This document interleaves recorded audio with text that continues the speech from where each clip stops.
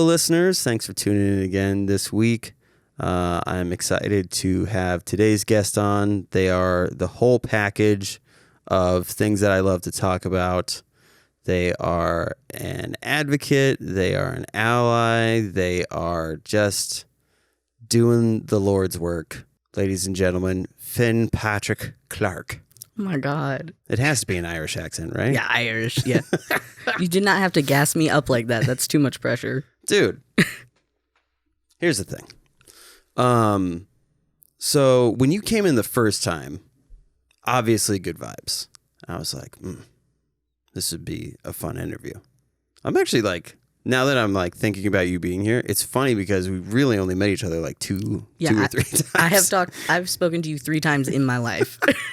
And one of those times was over Instagram. So I don't know if that counts. This is the 3rd time. It's fair. So why don't we start off at the beginning? Because you are not originally from Minnesota.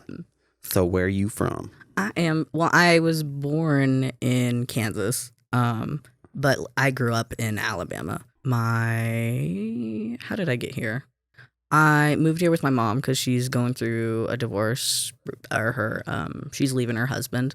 And so I moved up here with her because like me and my mom are a team, and awesome. Yeah, and I have a younger sibling too who just turned 15, and so yeah, I didn't want my mom to be alone for that, so that's why I'm up here. She got a job, and I was like, I'll just do grad school. So is she from Minnesota originally, or just random? Her job is really awesome, and they offered her a position. Honestly, she talked to somebody about what was going on with her relationship, and they're like, we can promote you, you're a good worker. And they sent her up here. It was awesome. Wonderful, supportive people in our life. Yeah. Oh, that's fucking rad. Okay. But yeah, so let's start out. So you have one younger sibling? Yeah, one younger sibling. Okay. What was it like growing up? I mean, you're 22, so you're of that age where like you grew up seeing that people wanted to be like supportive and allies and all of these things.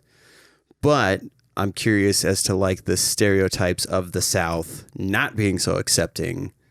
How much does that apply to your life growing up? So I grew up in a town called Elkmont, Alabama, which is 15 minutes away from Pulaski, Tennessee, which is the birthplace of the KKK. So my town growing up was like my partner who lived in the area used to like take down KKK flags from people's houses and rip them down, and like they used to give out chocolate at people's doorsteps and held like yearly parades, and nobody said anything, guarded by police officers. So I mean, like that is where I grew up. Holy shit. It is what it is. Wow. Yeah.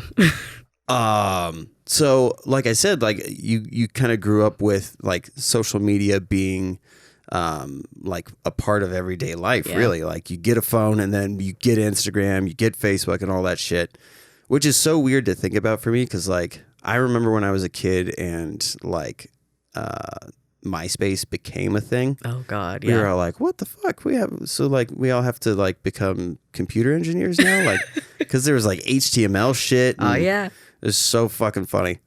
Like the code that went into having a like the glitter text that said like, "OMG, I love fucking Taking Back Sunday." Like, oh my God.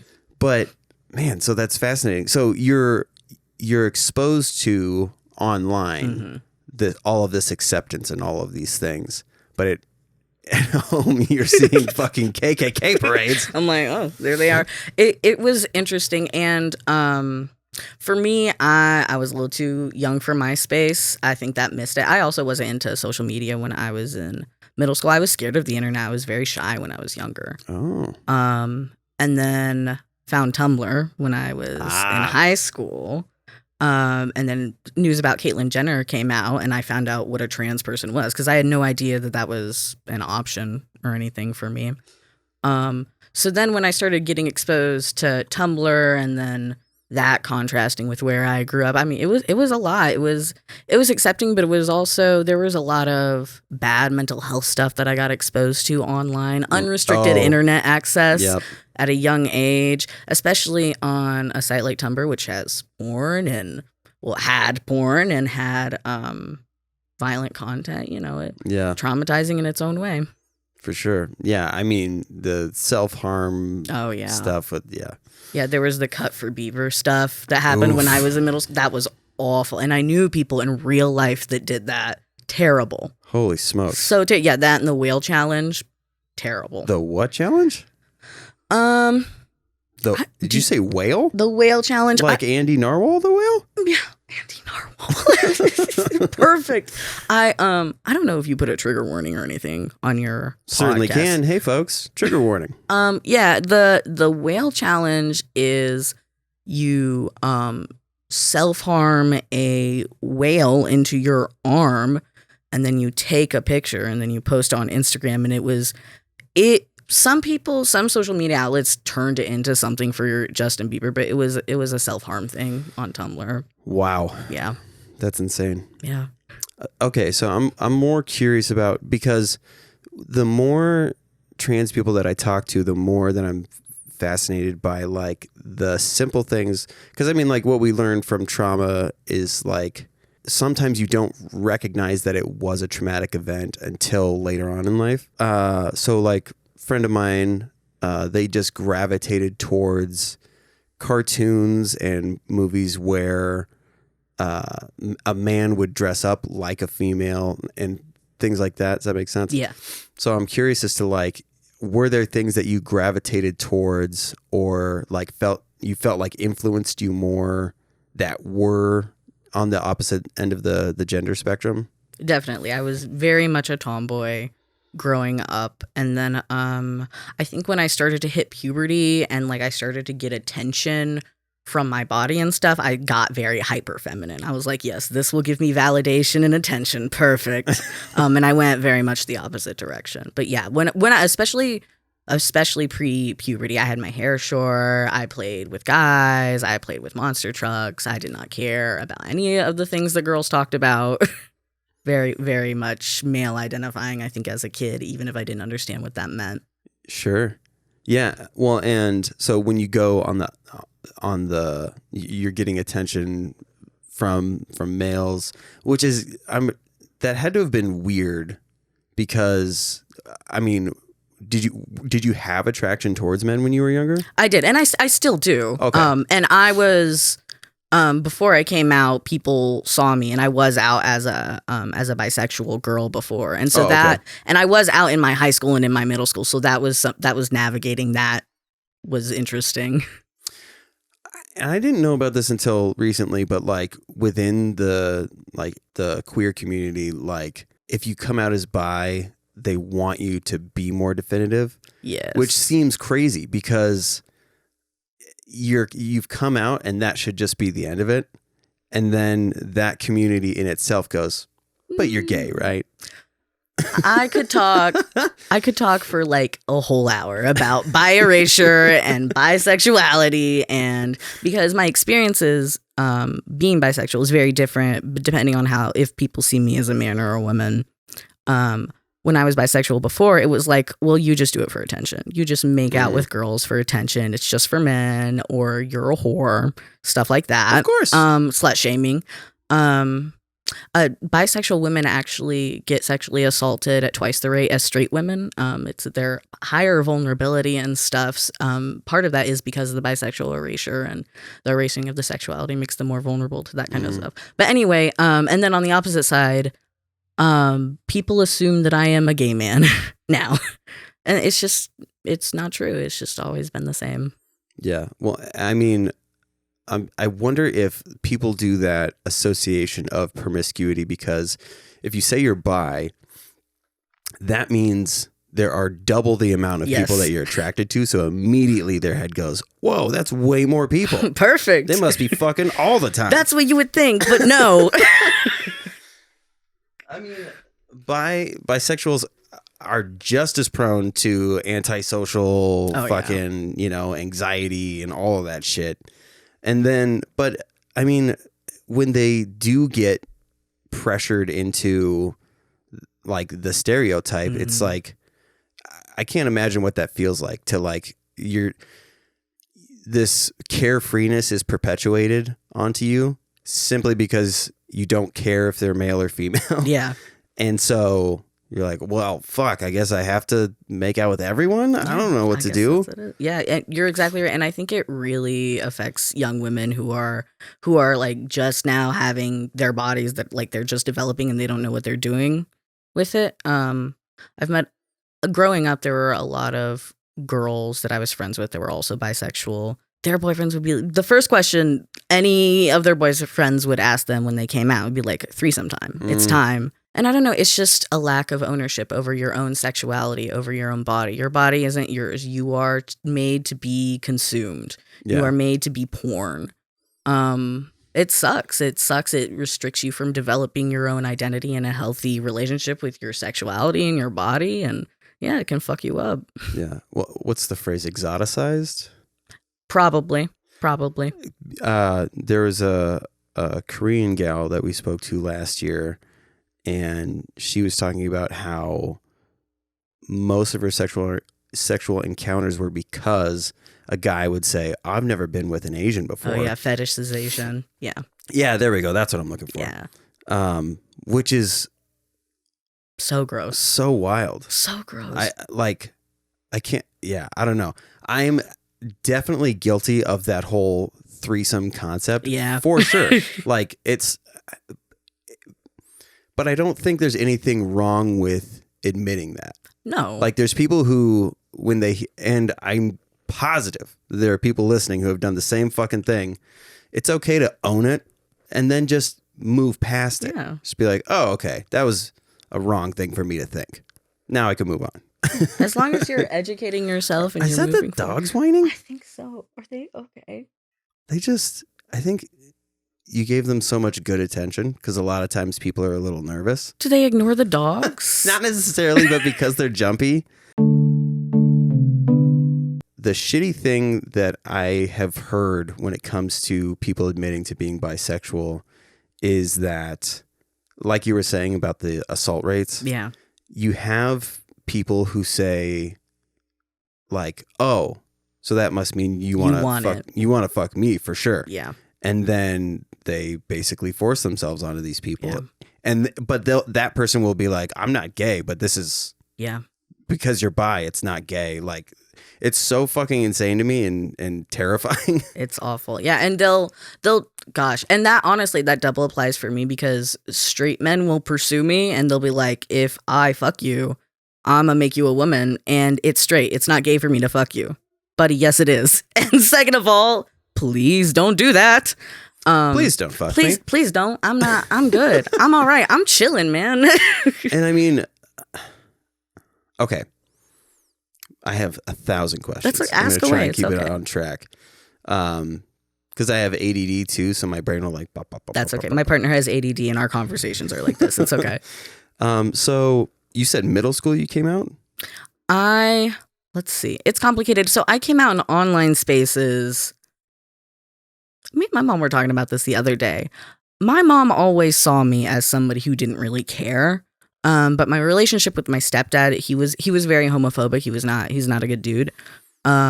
So I was kind of half hidden my until I left my house, basically.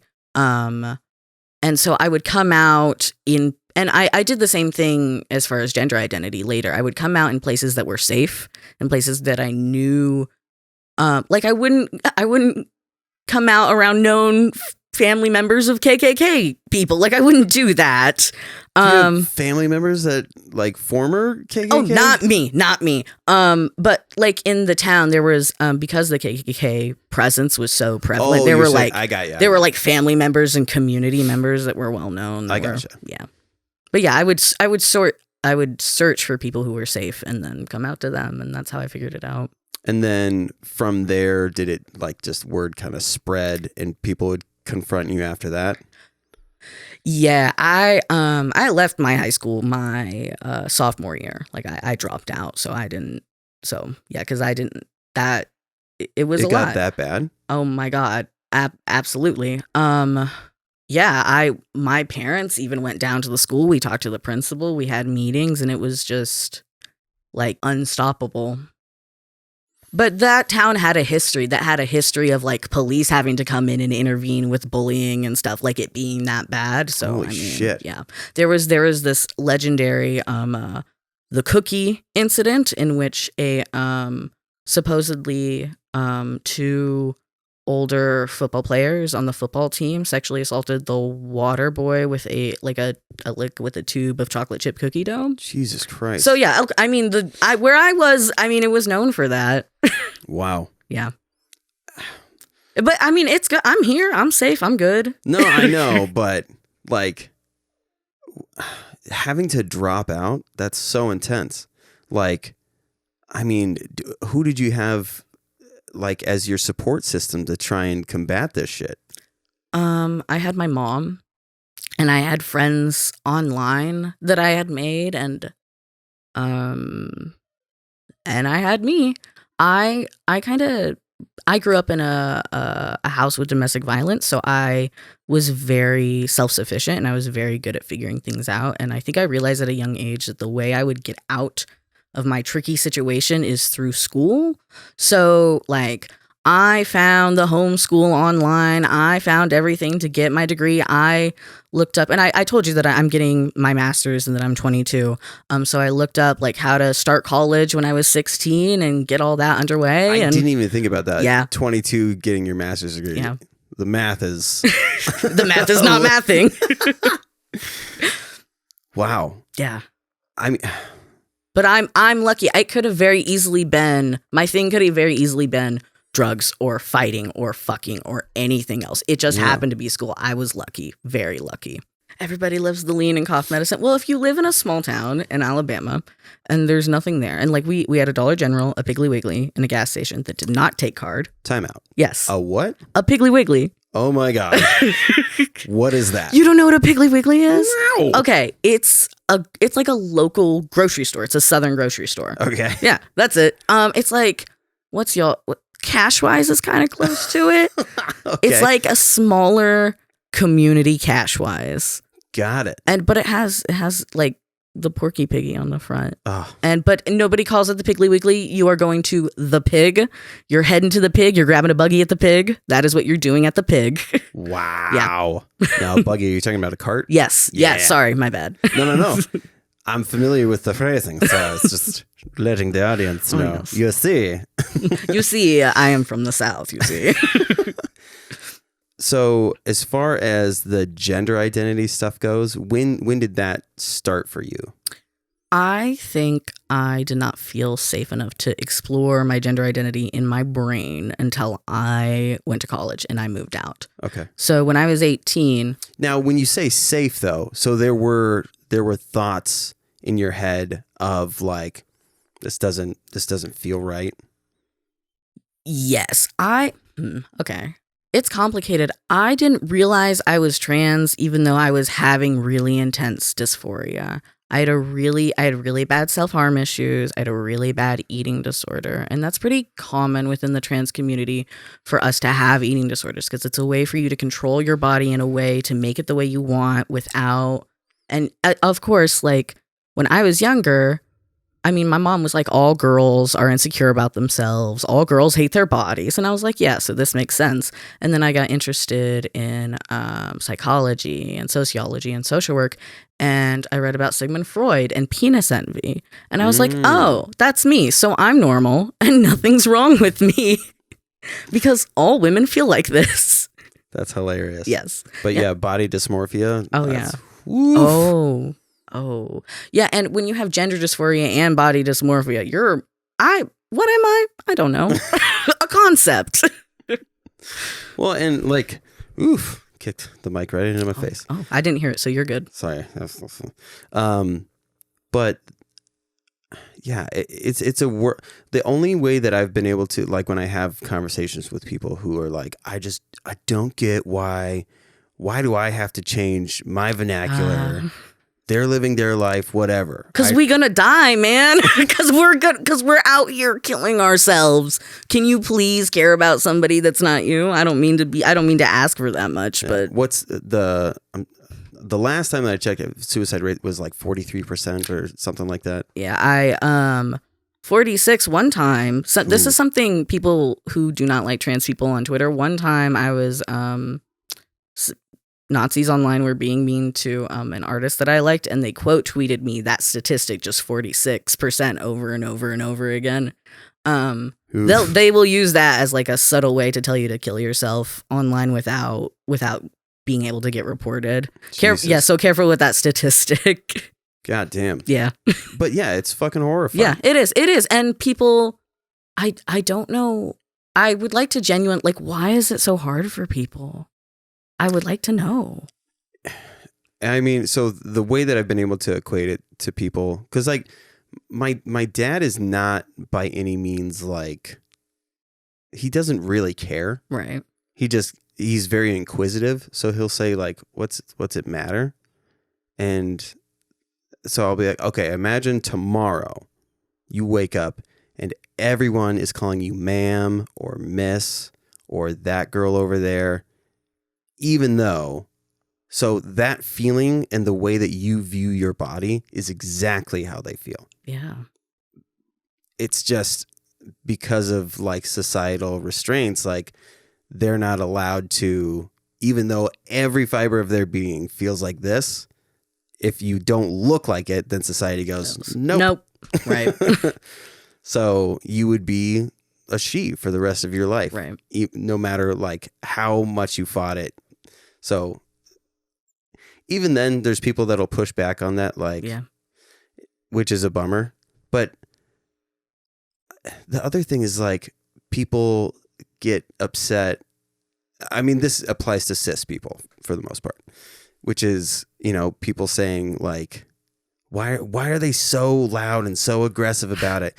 And it's like the loud and aggressive ones are there to help the quiet ones, because change isn't going to happen if a bunch of people are just whispering. Right.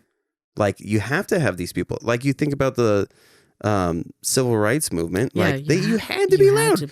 People always reference Martin Luther King, but forgetting that he had thousands of forgetting people about march. Malcolm X and absolutely.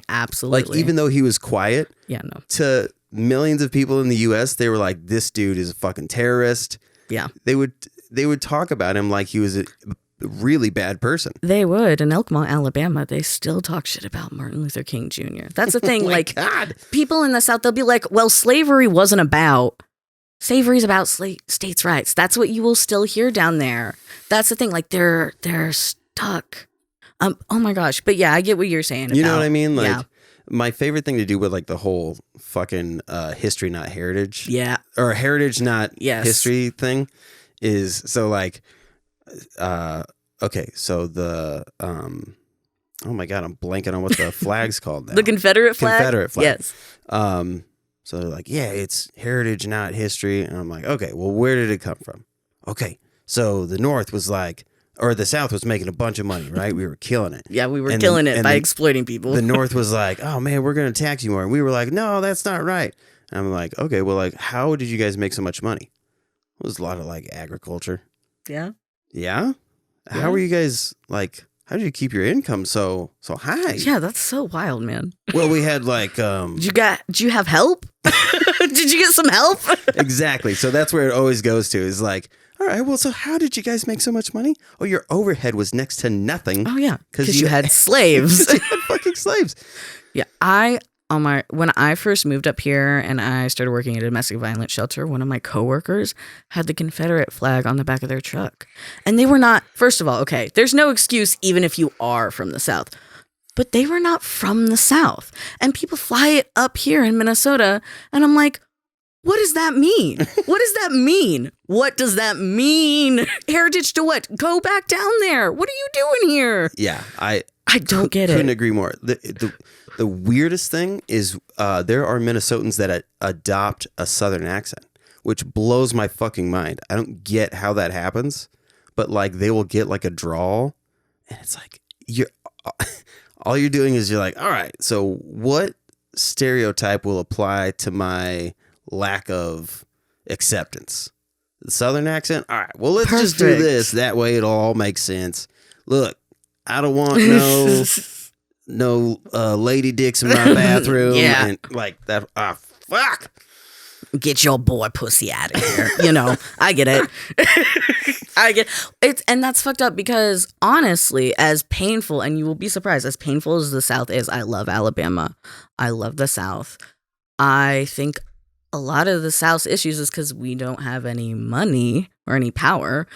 The South is historically very poor because slaves were stuck there. Historically, very majority minority, lots of black culture. Southern culture is black culture a lot of the time. Fucking soul food, hello. All of Southern food is black food. And it's delicious and wonderful. And I don't understand. I don't understand people adopting all the ignorant parts of the South and not. I don't get it. I don't get racist people. That's what this podcast is about. I don't get racist people. Yeah. I mean, unfortunately, like this town specifically, they're like when like the Black Lives Matter movement kicked back up because of all the George Floyd stuff, people's fucking Blue Lives Matter flags started popping up. And it's like, why? Why now? Why? That's like the fucking Confederate monuments. Yeah. It's like my God. All that shit started popping up as the civil rights movement was happening, which nobody fucking realizes. They're all like cheap as shit. And that's why they're so easy to destroy. Like they put them up quick. I mean, my neighborhood has a bunch of fucking PVC pipe flags. Best thing that happened, somebody put up a, Blue Lives Matter flag, right? PVC pipe, fucking garbage flag. Yes, of course. Their next door neighbor, 2 days later, puts up the Church of Satan flag. It's on a real flagpole. It's raised properly and like waves so much better. And it's like the neighbor, that guy can't complain because the exact same thing that he wants people to leave him alone for, they have to leave them alone for. So you have Church of Satan and the Blue Lives Matter flag right next door to each other. I think that's such a cool that the Church of Satan has done that a couple times. I've heard like that such a cool way to protest like Christian oppression, like not Christian oppression, but Christianity oppressing others. That's awesome. It's a wonderful way to protest. But yeah, I hear what you mean about St. Cloud. I was part of the Women's March yesterday in St. Cloud that we were walking to talk about the protect abortion rights, basically reproduction rights. Yeah, because it was October 2nd and Supreme Court and the shit going down with Texas. Anyway, but there was this guy that yelled at us out the car. It said, "Shut the hell up, you stupid bitches!" And I said, "Damn." We just kept yelling. We just kept screaming. We were fine. But yeah, this town is interesting. I'll say that. Yeah, I mean, so back to. Sorry, we kind of hopped all over the place. My bad. But back to the whole gender identity thing. So you had that feeling prior, but kind of recognizing that there wasn't enough immediate support, that it wasn't a safe place to truly like explore that. So, I mean, how long did that feeling last for? I think as soon as I moved into my dorm, when I went to get my bachelor's, because I was at community college at first. Okay. I think I immediately went online and made an account that wasn't attached to my real name, and I put my pronouns as he, they on there, and like just explored online for a good year. Yeah, and then I came out when I was 19 to like publicly, like at my college, to my mom, to coworkers. When I was out at work, I was out to teachers. So I'm trying to think of the timeline of like when I started having gender dysphoria and when I came out. I think I had gender dysphoria always, but I don't think I realized I had it was gender dysphoria until I was about 19. Okay. And I mean, there's so many ways about that process that you can go. Yeah. Did you feel pressure, or like were people asking about like hormone therapy and that like the gender? It's being trans is associated with literal transitioning. Yes. So, I mean, did you have pressure from people to like, okay, well, fine. Do all the things. Yeah. Absolutely. Well, and when I initially, this is the complicated part. So when I initially came out, I came out as just non-binary, and I just used they, them pronouns. And I had a really hard time accepting the male part of my identity and wanting to physically transition because, my mom was like, well, are you gonna, that was the first question she asked me actually, other than I love you, I know, and are you going to physically transition? And I was like, well, not all trans people have to do that. Not all non-binary people have to do that. I don't think I asked myself if that was something that I wanted, because honestly, at that time, I was so sad. Like, I didn't see myself living long enough to transition. And I think that's the issue with a lot of trans people. Like, I'm from Alabama. That's not going to happen for me. Like, why would I ever think otherwise? I'm short, and I've always been voluptuous, and like testosterone isn't going to make me not 5'4". I've been on T for a year, and my voice sounds like this, you know, like this. It's just how it is. Not everybody's going to pass. But yes, I did feel pressure. But I started transitioning during quarantine. Physically transitioned during quarantine, which was very nice because I came out and I was like, everybody, guess what? Yeah. So that helped. But I, not as much pressure, more invasive questions, which I'm down to answer, to be honest, because you mentioned earlier, I hit the microphone. Oh, that's fine. You mentioned earlier that like there does have to be like a loud, outspoken trans person or that loud, outspoken minority. Yeah. And that was me. That was me. I was that person, and I am that person a lot of times on campus. Because when you do that, people who are closeted will come up to you and talk to you.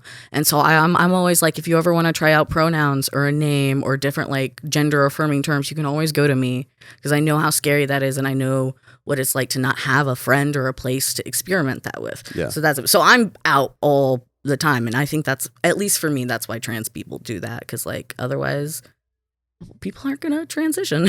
Yeah. Well, I mean, it's you can't, like, even if somebody had all the money, right? Like a Caitlyn Jenner, it still took a while for her to look the way that she does now. Yeah. Like, so if somebody does come out and people are putting pressure on them to look different, you're going to drive them into fucking debt because... Yeah. Or detransitioning or changing their mind. Yeah. Because it's like, well, if nobody's going to fucking accept me unless I literally change everything about me, which is a whole... Yeah, it's... Right. It's such a tricky thing, and I get why people, like, get upset. Yeah. But at the same time, like... I don't know. It doesn't actually affect me. Right. Like, these things are somebody else's burden. And I think that people feel uncomfortable at the thought of like, I don't know that I could ever do that. I definitely would never do that. Well, yeah, because you're not trans. Yeah, exactly. So it's like, it's this weird... I'm not saying that everybody's insecure, but it taps at an insecurity of, would I be able to do something that extreme to be happy? Yeah. And is it worth it? Ugh, I don't. Well, I mean, to a cis person, no. But and that's fair. And for some people, like, and again, I'm from Alabama. I worked with a lot of people who chose not to transition, who were like, I'm trans with my friends, but I can never come out to my family, and I can never physically transition. I am stuck like this. And like, that's people's choice for their safety. That's what you got to do. Which that phrasing is such a huge thing that, like, we shouldn't have to say the suicide statistics. No, we shouldn't have to say they don't feel safe. Like, for their sake, like, these conversations should make it so clear why it's such a big deal. Like, if you literally don't feel safe because you want to be your own person, right? Like, that should be such a big flag, like red flag to people, to be like, oh, so society, like, there's like thousands, possibly So millions of people wild. who like want to force you to be something. Like that's such a crazy thought, and I can't imagine living a life like that. Like it's fucking scary. It's very interesting. You mentioned again going back to like physically transitioning. Yeah, it is a big deal for non-binary. Like you don't have to have dysphoria to be trans. You don't have to transition to be trans or non-binary or what the fuck ever. You can do whatever the hell you want. It's your body. But when I made the decision to get on testosterone, it was a really hard decision for me for two reasons. Because yes, I very desperately needed to be on it to live. I'm curious what you mean by that. What do you mean? So like, what does testosterone do for you in your situation? All right, that's a fair question. It's different for everybody. For me, I was not able, like, I wouldn't shower for a month because I would look down and I would see my chest in the shower and I would be like, my body is so wrong. Or like I would hold in my pee for hours because I would have to feel that I have a vagina when I wipe. Like bad, very bad, wrong. Just my body is a prison and it's wrong and I can't live like this anymore. And that with quarantine, being stuck, facing myself every day, facing my reflection every day. Yeah, and a lot of people came out during quarantine. A lot of trans people came out during quarantine because you were stuck with yourself. You were stuck in your skin, stuck with your thoughts. So, but I mean, like, I actually don't know, like, on a biological level, what Oh, my testosterone gosh. does to your body. Right. Everybody's body is different. I started off with no testosterone, lots of estrogen, zero, nothing. The first and the most important and biggest affirming change for me was actually bottom growth, which you seem to know, which is the clitoral lengthening and stuff. Yep. And then body hair, weirdly very affirming to me. I used to shave off and on. I was like, sometimes I like to be smooth and sometimes I don't, but I've never grown a lot of it. And then my leg hair started coming in and I'm like, yeah, my little man trees. It's so weird. For me, I didn't know how sad I was about how I looked until I started seeing my body looking differently. And I was like, shit, I've been living like this. So are there like estrogen blockers? No. Actually, it is a lot harder for trans women and trans feminine people to transition and a lot harder for them to pass than trans men. Because like my vocal cords will thicken. My voice is changing and will change. And my periods have gotten lighter and I have bottom growth. Like my genitals are different. And I don't have to take estrogen blockers. Like I just take T and that's it. For trans women, like they got to take androgen blockers and they got to take estrogen and they have like if they want anything to be done differently with their genitals, like they have to have surgery, you know. So and the voice is a big thing for passing. Oh my god. A huge thing for passing. And like so it puts them, and trans women, of course, because femininity is met with violence. Trans women are just in general in more danger than I am. So yeah, no estrogen blockers. Although I wouldn't mind them. I feel like I have too much.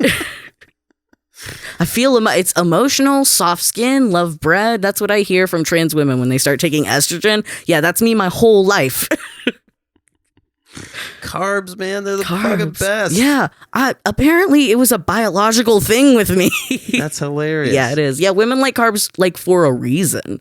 Oh, So interesting. Yeah, they build. I mean, women are supposed to have at least 10% more body fat than men for breastfeeding, all that shit. So sure. They're supposed to like them carbs. Wow. Yeah, very interesting. That's fascinating. I mean, sorry, what a tangent. No. It's good because it's still in the same vein. I haven't gotten a chance to ask somebody who's younger because most of the people that I have talked to about it are like in their 30s. Right. So there was the closeted aspect. I mean, that whole violence thing was so prevalent. I mean, the last state that had the, what was it called? Trans panic? Fuck. So there was a law that if you, like, let's say you went on a date, like a cis white male goes on a date with a trans you have to person. disclose. right? So if they did not know and suddenly this person takes off their clothes and boom, they have a penis. That person, if it like drove them to madness, would get a lesser offense because of trans panic. Yeah. There was like an actual law. And I remember reading about it like years ago. And then when I heard last year that it just got revoked, it was like, that's too fucking long. Yeah. So, I mean, it almost felt like, what would you call it? Like refugees. Like it felt like there were these like refugees that were like in hiding and they knew where these safe houses were and they would bounce from like place to place. But if they got caught in between, like you have no idea. You're fucked. It's fucking insane.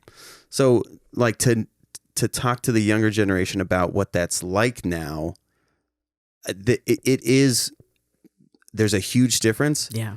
But at the same time, there's still absolutely these amounts of struggle because the shitty people that, would cause these atrocities, now they have kids. Yeah, that they can exploit. And they tell their kids the same fucking thing. Yeah. It makes me so scared because I have done a lot of like direct work, and so I know how dangerous it is to be trans in this world, I feel like. But that's just because of the way I grew up. When I first moved up here, I joined like the Pride Club and stuff, and I was talking to one of the younger trans people, and they were like, I wear like my trans hat all the time and nobody's ever said anything to me. So I don't know why everybody's so nervous and freaking out. And I'm just sitting there like, you don't know anything. You don't know what it's like. My body is a prison. But then they'll say in the next breath, they're like, yeah, my boyfriend won't like gender me correctly, but like, it's not a big deal. It's interesting. It's so weird because like, with my kids, so my oldest is 12 and he has a friend who's trans and they don't care. No, kids don't care at all. And so it's like, it's so clear that if you're not going to make it a thing, kids most of the time will just make the right choice. They may, like kids have like a like superficial ignorance that it just comes with age. Like you don't fucking know. Like I heard my daughter talking about a Mexican accent that they heard. And, and her and her friend were talking about how funny that sounds. They just don't know. They don't know that that's different. And it's okay to like think things are different, but like Yeah. So, and all it took was, you got to remember like that's not in their control. Yeah. So we make sure that we don't, that whole thing, like it's these simple things, but then, I went to school with too many people who, when the whole bathroom thing was happening, oh my God, were just complete, like it showed what pieces of shit they were. Like the concept that a man is going to transition just so they can go into bathrooms and try to molest kids, like it makes me so mad. Also, all they have to do is dress up like a priest and they can molest as many kids as they want. And that's the fucking truth. And also like I have noticed that, and they did this during the George Floyd stuff when we were talking about police.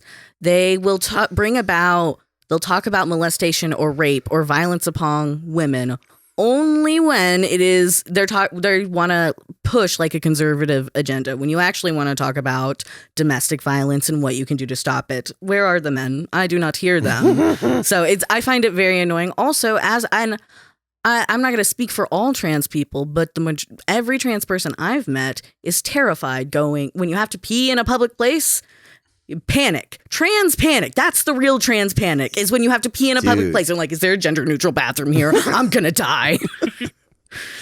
God. Yeah. I've accidentally walked into the women's bathroom before, and that feeling is horrifying because you're like, oh shit, everyone's going to fucking know. Yeah. Like, I can't imagine. Like, if that's your daily, like, oh fuck, I'm in public and I have to take a piss. What the fuck am I going to do? Like, it's so hard. And depending on which way you're trans, like for trans women, it's safer for them to go into the women's bathroom, even though turfs and shit will be like, you're gonna molest us and stuff. But for a trans woman to go into the men's bathroom, dressing how she wants to, trying to pass as a trans woman will not go over well. Yeah. And similar for me, I don't pass enough to go into the men's bathroom safely.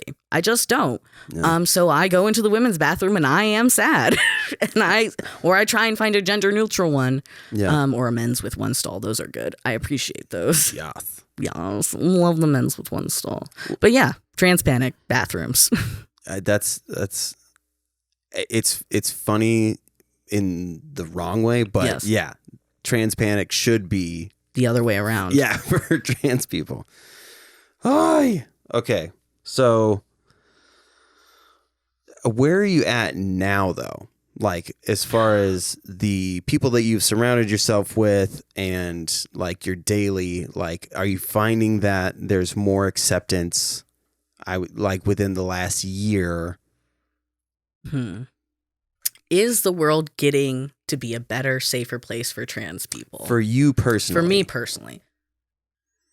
It's complicated, actually. In Alabama, in Birmingham, Alabama community, the queer community we were so tight. Like, we fucking would die for each other because we were out there dying.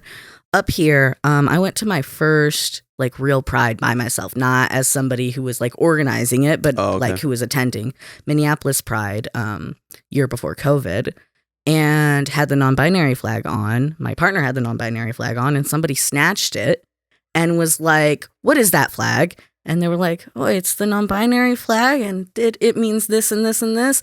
And they're like, "Yeah, people like me died for you to wear that stupid fucking flag," and then walked off. What the fuck? Yes.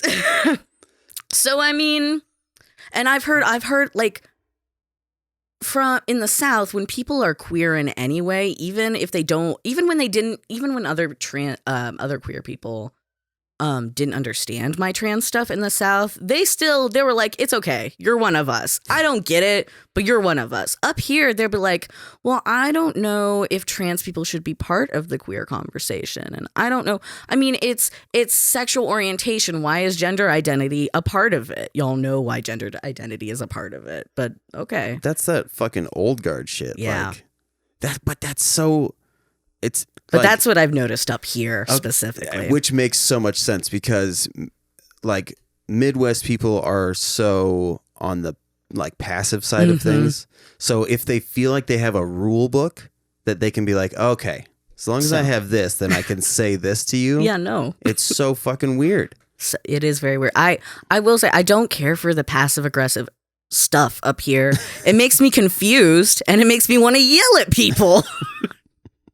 It's super fucking weird that like I still haven't adjusted to it. Oh yeah, like how is Oregon as far as that goes?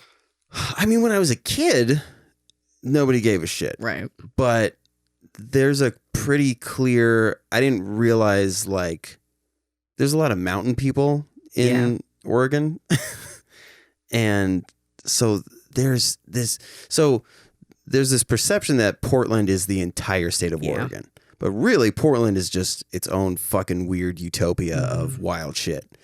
Because when the riots started for the George Floyd stuff, the whole state of Oregon like turned on that city. And so from what I gather, it's less accepting than I thought it was, while at the same time having this massive hub of acceptance.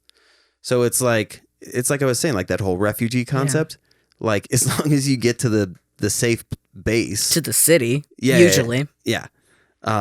Then everything's fine. Yeah. I mean, there's, bumper stickers that say "Keep Portland Weird." Like it's just always been like, you're not normal. Perfect. Get the fuck in here. Yeah. Get in Portland. That's very interesting. Yeah. I have an online friend named Drea who's, she lives in Oregon, and like, there's a lot of white nationalist presence over there. Yeah. And damn. It's because they're so close to Idaho, and Idaho's acceptance level is garbage. Oh, shit. See, I don't know anything about that side of the country or the Midwest or anything. I just know the South and here. Yeah. Well, I mean, I'm lucky that I have family all over the place. Mm-hmm. So I've gotten to see all this shit.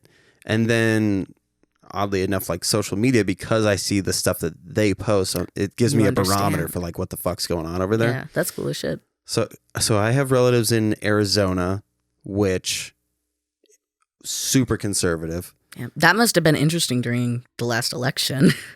Yeah. Everything to them is tied to abortion. Okay. So that's a very big issue up here, I've noticed. Yeah. Well, it's so 50-50. Yeah, which they don't have signs. They don't have pro-life signs in Alabama. Everybody is you are pro-life. You live there, you're pro-life. But there's fucking billboards here. Yeah, I know. And I saw that. I'm like, what is that? That's so scary. Stop showing me those babies. I know. I had fingernails. What I want to do, I still might do it, is show a picture of like Jeffrey Dahmer and then say I had a heartbeat at whatever. My God. You know what I mean? Good. Like pro-life? Sure. Sure. Let's show all of it then. Yeah. Hell yeah. Yeah, like show Marilyn Manson and be like, I had fingernails at 9 months or 6 months, whatever the fuck it is. The heartbeat at 13, 14 days. Yeah. So I think if people saw it in that sense, they'd be like, well, that's not fair. Yeah, I think they would be mad. Well, it's like, it's the exact same thing because you don't know what the fuck that baby's going to do. When we were at, I live, I don't live anywhere. At the march yesterday, at the women's march, there was there were anti-protesters because we were marching about abortion rights, of course. And people brought their kids and had their kids hold shit, and they're like, "Look at these babies! You're gonna kill these babies? They are alive. No, I'm not going to kill those babies. I'm a social worker. My God." The thing that my wife always brings up with those people. For some reason, they're also anti-vax, which is a massive contradiction. Yeah, that doesn't like make you're any pro-life, sense. but you don't want to get vaccinated and save a life. Like Right. you're literally gambling by you're like, I want that baby to be born. I don't care what happens to it afterwards, but it better be born. Yeah, like it's fucking crazy. It's a bunch. Honestly, to me, it feels like a bunch of bitter parents. Yeah. Who are like, I have to take care of a kid. You should have to do it. Yeah. It's like, we have totally different circumstances. Yeah. A 16-year-old shouldn't have to do the shit that you did at 25. It's completely fucking different. And nobody should have to do shit they don't want to. Yeah. And that's the other thing. Like, it all goes back to like, people just don't want women or people with uteruses in general to have control over their own damn bodies. Yeah. It's control and power. I was at there's a Planned Parenthood in St. Paul, and I was there. So my wife and I got pregnant when we were 18, and we had gone to Planned Parenthood with the plan of having an abortion. Mm-hmm. Right before it happened, my wife had a change of heart and was like, I don't think I can do it. Unfortunately, when they looked, there was an actual problem. So if she had tried to go full term, she could have fucking died. Yeah. There was this like massive amount of scar tissue that had built up, and it was, so they had to do this surgery. Fucking awful. So I'm there. Jesus. Her nephew had to come with us, and there was a little park across the street. So I was like, all right, I'm just going to take him to the park. Oh no. Yeah, I know where this is going. Tons and tons of protesters, so right? So there's people that volunteers that will walk you. Yes. So you can do that, right? There's a lady that gets in my face and is like, how can you go there and then hold his hand? And I'm like, Dakota, buddy, go with her, hold her hand for a second. And walked my 18-year-old ass over to this lady and said, fuck off. And she just backed up. And it's like, I shouldn't have to do that though. No. Like we shouldn't have to do that. But so I go back and the volunteer like leans over and goes, thank you. We're not allowed to do that. Yeah, no, they're not. They send me, Planned Parenthood sends me like a list of like volunteer. You can volunteer to do that walk back and forth. They're awesome. Yeah, I think it's great. It's awesome, yeah. But you know what isn't great? The fact that they have to get volunteers to walk you into the fucking building. Yeah, I want to get posters that say like, I'm so pro-life that I only do anal, and like stand with those people like, yeah, pro-life, let's all do anal. Let's all do anal. Well, I saw recently, like, do you want to prevent abortions? Are you a man? I have an option for you. Don't come in anyone's vagina. Yeah. Don't do it. Come anywhere else, just not there. Or get a vasectomy. Yeah. Like me and... Which is much easier for people with dicks. Me and 10 of my friends could go get vasectomies. Yes. Could just make a fucking day out of it. Oh, yeah. Bro date. Vasectomy bro date. My friend in Florida, however, has... she wants to, get her tubes tied. Yeah. Yeah. Yes. And, well, actually, she wants to get them all removed. Oh, good for her. Cleaned out. Yeah. Renovated. Me too. Get that shit out of me.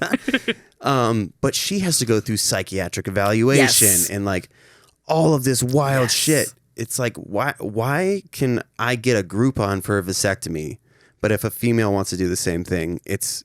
You know why. You're crazy? It means you're why. crazy? That's fucking so ridiculous. Yep. Okay, sorry. Another Oh my tangent. God, no. Tell me. I've been talking so much. You're good. Okay. Now, on top of everything that you've gone through, this is why I'm glad, like, it's just you and me, because we were going to have your friend come. Or wait, is that your partner? Oh, no. Kay is my friend. She is also a coworker at the Women's Center. So we were going to do doubles, but I'm glad that it was just you because of all of the gender stuff that you deal with on top of all of the other shit. So, like, your life is just a giant bubble of trauma. Yeah. So going back to, you had mentioned your stepfather. Yeah. When, like, do you know your bio dad?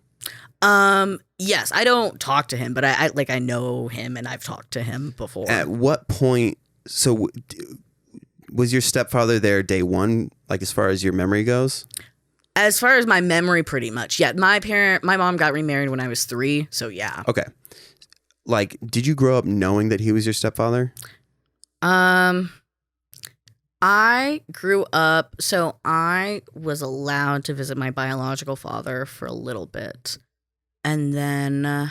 So, like, how old were you when that happened? I kept seeing my biological father until I was 5. So, like, I do have distant memories of him.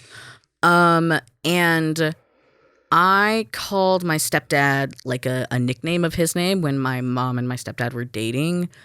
And he did not like that, so he made me call him dad. And when they got married, and there was just a lot of pressure on me as 7, 8-year-old kid to accept him, and it was just really hurtful when I would talk to my biological father on the phone, or when I would visit him. It made him feel like I didn't love him to talk to my own father. So yeah.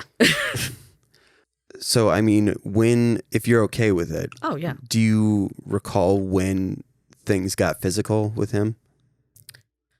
Because the South, famously, you did something wrong, go pick out a branch, go get a switch. And you beat the hell out of your kids. Yeah, he was always a very scary person. I was always scared of him. My mom was in a really, really vulnerable place. She had stomach cancer when I was 1, when she was with my biological father. She figured out my biological father was a piece of shit, and was like, well, I don't want Finn to go with him, so now that I'm dying of cancer, I better get a divorce. You know, like you do. Of course. She also lost 2 of her businesses. Whatever. My mom was going through some shit, right? Yeah. My mom Would you mind grabbing the top of this and just cock it? There you go. There we go. My mom was going through some shit. And so he preyed on her. Like, he preyed on her when she was vulnerable, when her hair was growing out from fucking chemo, and she had this little kid. And I was premature. I was really sick as a kid. Oh, no. Oh, yeah. All this stuff. And he was involved with the military, and, you know, when you're Southern, involved with the military, getting married quickly is not unheard of, very normalized. Yeah. Oh my God, I forgot the question you asked me. I'm so So sorry. the physicality. Yeah. I don't remember it ever not being that way, Ugh. to be honest with you. More so than the physicality, though. He was very, like, when you think about physical abuse in children, you just think about somebody like just beating the shit out of you. He was an experienced manipulator, and that like he would drive really violently and really fast when he was mad at us, so that like it was like a suicidal homicidal thing. Like, I'm gonna kill you and us and the car. So like there is that and hurting animals. So like this is why I love dogs so much. So hurting animals to hurt us was a big one. Killing animals, that kind of stuff, in front of us. So it honestly, and yeah, like, yes, being physical abuse sucked and the other forms of abuse sucked, but like it was the psychological shit that really fucked us up. Yeah. Well, I mean, there's a whole different level of powerlessness. Yes. When it's inflicted on things that you feel have nothing to do with you. Yeah. I can't imagine. That's fucking terrifying. It was fucking terrifying, honestly. But my mom fucking is a badass and she got out, and most women don't. Yeah. Most women can't. Very, very, very lucky. So how old were you when you guys got away from him? Oh, what was this? What was this? 4 years ago? Oh shit! Okay. So my senior year of college, I was struggling with the trans stuff, and I was dealing with a lot of stuff, but I was also really successful in college. This was down south or up here? Yes, this was down south. This was when I was getting my undergrad in social work. I was working at an HIV clinic. I was helping other trans kids in Birmingham transition. I was helping people whose partners had HIV get on PrEP, which is like HIV birth control. I was doing cool shit. Wow. I was happy. I was with my partner. My mom was talking about leaving my stepdad. It's the happiest I'd ever been. Like, it was the safest I'd ever been in my life. And every day I was suicidal. Every day. Oof. And I was seeing a therapist, and I was taking medications, and I was doing everything. And I was like, if this is as good as it gets and I still feel like this, then I have a decision to make, you know? Mm-hmm. But my therapist caught it.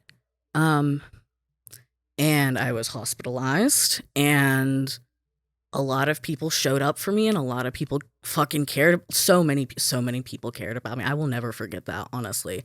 So my mom showed up. Were you on an adult mental health unit? Yes. Yeah. Actually, a Baptist hospital my therapist sent me to. She was like, I know it's a Baptist hospital, but they're good. They were not good. They preached it to me, and I was like, hey, I might be trans, you know? And they were like, I do not hear you. And I said, okay. Did they give you like pamphlets on how to not be trans? They said, oh, I understand that that's something you're dealing with, but you need to talk about that with your therapist, basically. Yeah. They were like, oh. So like they want to help you with your mental health, but when it comes, that's so not to the trans side. They're like, no, we can medicate you and we can make sure you don't physically hurt yourself. But otherwise, I was in the hospital for a week, and I was like the only patient there for about 3 days. So I was completely alone. Jesus And Christ. the therapist and the group therapist did not show up because I was the only person there, which did not help me mentally. I was like, damn, I don't matter, do I? But I was fine because during one of the last days, my mom came down because I was about 3 hours away from where we had lived. My mom came down, and she was like, hey, kid, what the fuck? And she was like, I feel like something with you and your stepdad, my stepdad, happened. Because what happened with my mom is that when the violence and the abuse was happening to me, or really anybody outside of her, like, she would just block it out, basically, because she was so guilty about having that happen to other people that when it would happen, it would just like gone. Yeah, you're immobilized. Yeah. Well, I mean, a unique thing with human beings is our fight or flight is so situational. Yes. Like it's not like a black and white thing with us anymore. Like, I mean, PTSD is basically your brain thinking that this thing is happening all the time. and so your fight or flight is activated and you're like, what do you do? Yeah. What the fuck are you supposed to do? It's yeah. So I mean, the attempt at adapting to what, like 15 years of fucking no, oh my god, like 18 years, god, I don't know, long time. Yeah. So she would, and I was like, Mom, like, he beat the shit out of me too. Like, he fucking sexually abused me, you know, like, he's a bad. Oh yeah, you want to talk about a bad relationship with my sexuality and my body between incest survivor, fucking trans, fucking assigned female at birth, fucking growing up fat, like all fucked up.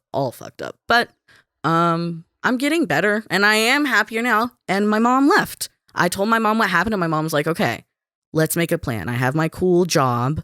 I'm going to see if they can have promotions. When you graduate, we'll find somewhere and we'll get the fuck out. And she did. Did you ever have an attempt, or was that situation kind of the closest that you got to, like, you recognized how unsafe you felt? I did have an attempt. This is debatable. I don't know if it was an attempt or not. It's weird, right? Yeah.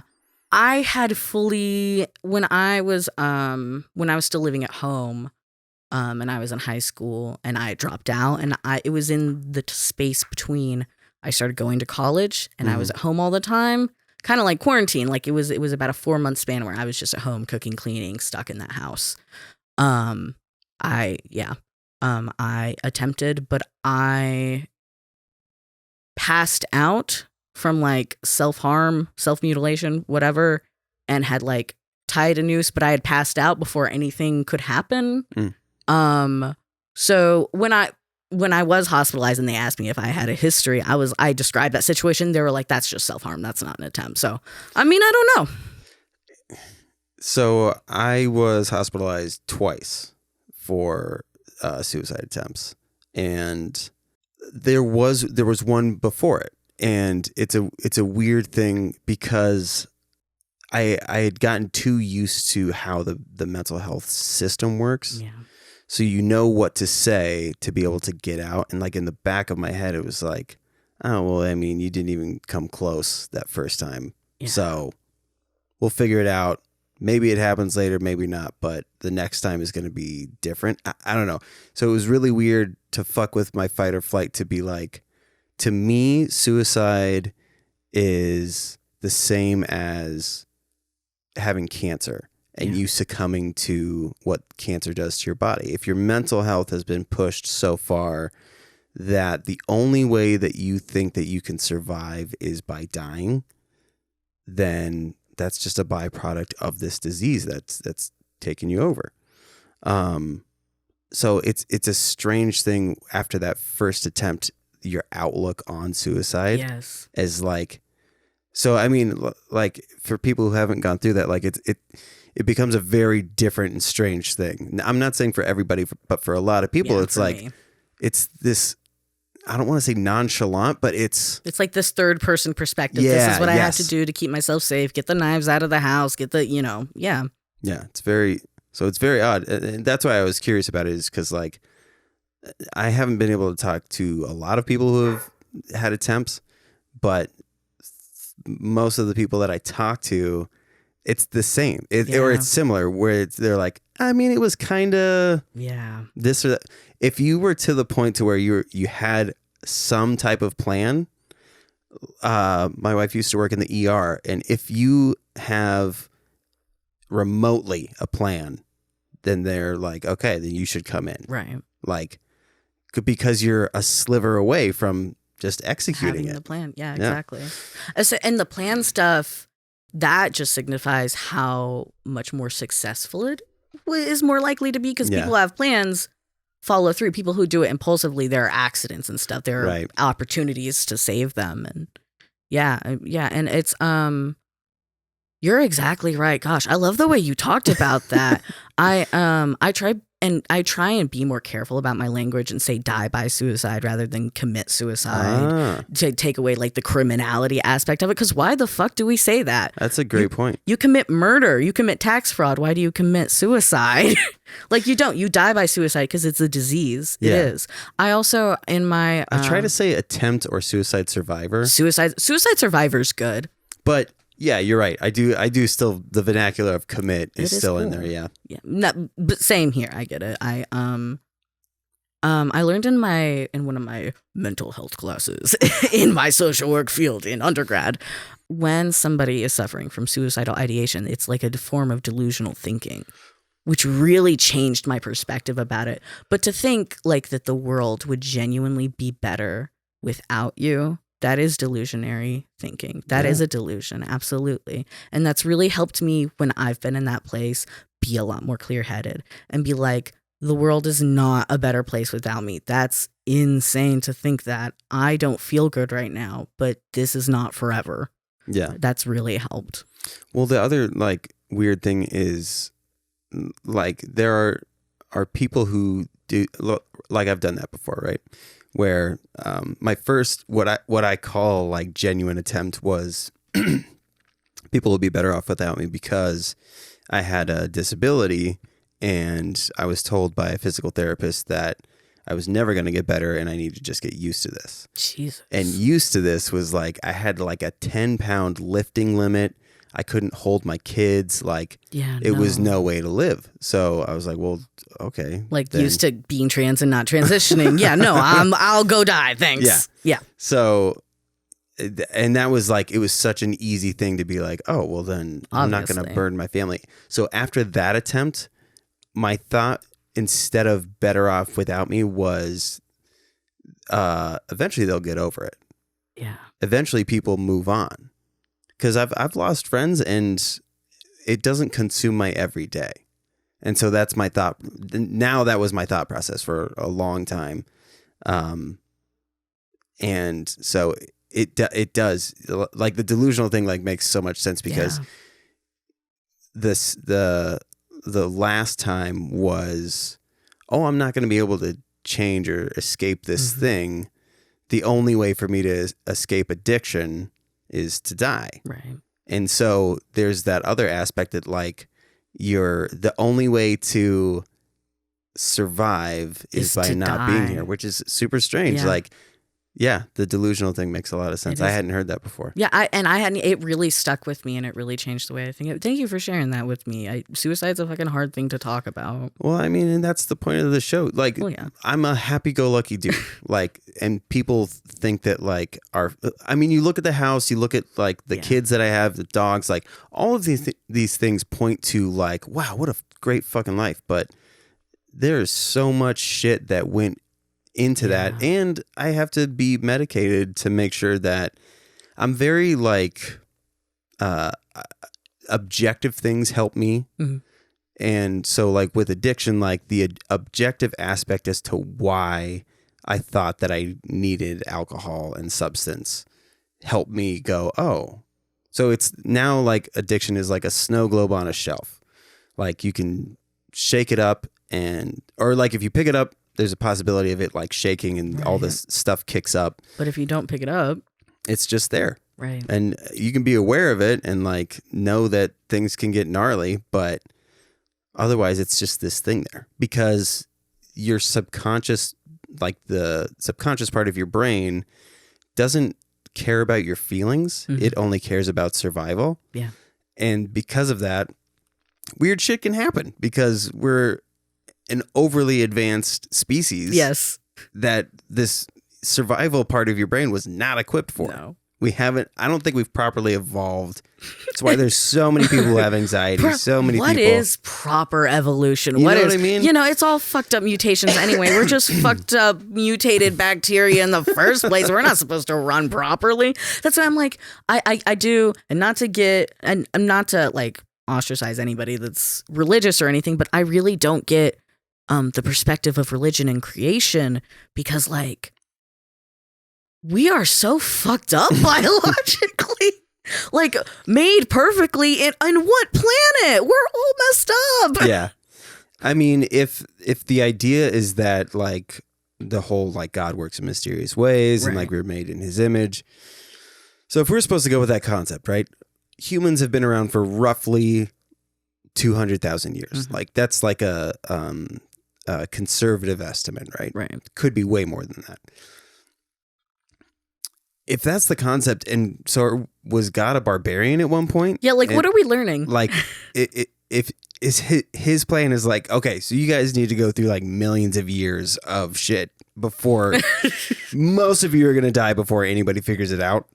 That makes no sense at all. It makes no sense. And like, I mean, he did kill Jesus or whatever, and that was fucked up, but he did resurrect him. And I don't see a lot of people being resurrected. So I just have some questions. I also don't see what like really Jesus just sat through a piercing session. Yeah, I don't know what that was. You know what I mean? Because if he was resurrected afterwards, it's like congratulations. And then he was like, no, y'all, I saved your souls. You're still slaves, but like, I saved your souls. I would tell him to go fuck himself too. Like, dude, I mean, you're at what? Like, you're at probably an inch. Just put some plugs in there, dude. You're fine. It'll be perfect. Yeah, put some amethyst in there. Oh my God, it'll be pretty. But yeah, I mean, the whole thing is very. But that just, yeah. What were we talking about? Oh my God, suicide. That's right. Yeah. Anyway, sorry. Yeah, suicide. I am gonna grab a drink. Oh, it's right there. Perfect. So, you've gone through all of these things, right? You get to Minnesota. What was it that drew you to social work in general? Oh, I love social work. Ooh, I love social work. I talk about social work for 5 hours. I ended up in social work out of survival because I was like, okay, I want to be a therapist because that's what I'm doing in my daily life anyway. Which unfortunately is how a lot of people end up like that. Yeah. I'm sure your partner had a similar experience. Yes. And I was like, okay, what's the quickest, fastest way to do that? All right. Psychology? Okay, you gotta have a master's. Okay, I could do counseling. I could do social work. If you have an undergrad in social work, it only takes a year. Well, that's cheap. That makes my life a lot easier. Okay, I am 16 and I am making these decisions based off my survival. I am going to make my entire life based off of this decision right now and hope it works. And it did somehow. I took my first social work classes and I fucking loved it. Social work is made by Jane Addams, who's like a lesbian and like in New York. Like social work's awesome. I love social work. I don't love all social workers or the systems we work in, but I love the field. Yeah, I feel like some people look at it as like in the early days it was associated with like orphans and stuff. Yes.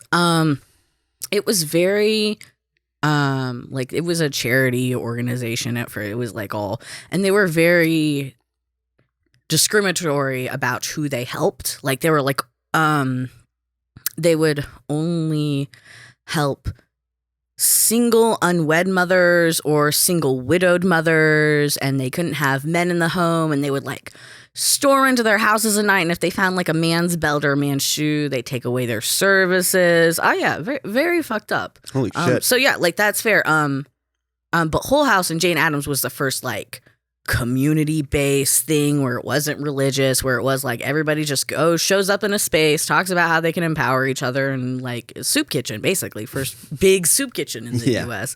Awesome. But yeah, I hear what you mean. A lot of people associate social work with child protective services too. And that system is so fucked up and has traumatized so many people that I get a lot of negative reactions when I tell people about my career, which is absolutely fair. Yeah, well, I mean, so have you done work with vulnerable adults?